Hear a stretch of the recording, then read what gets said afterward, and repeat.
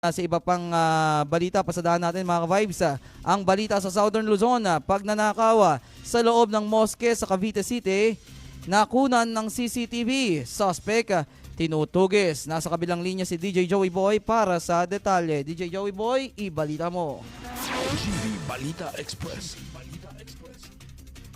Isang social media nga o sa viral ngayon sa social media ang CCTV footage ng umano'y pagnanakaw sa loob ng isang moske sa Barangay San Antonio, Cavite City noong Hunyo 13.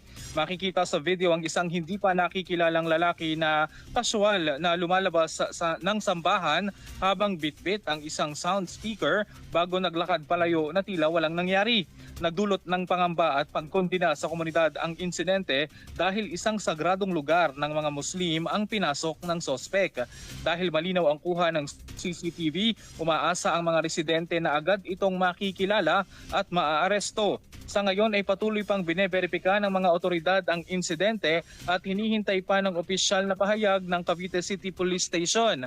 Kasabay nito, muling pinaalalahanan ang publiko na maging mapagmatsyag at agad iulat sa pulisya ang anumang kahina-hinalang aktibidad.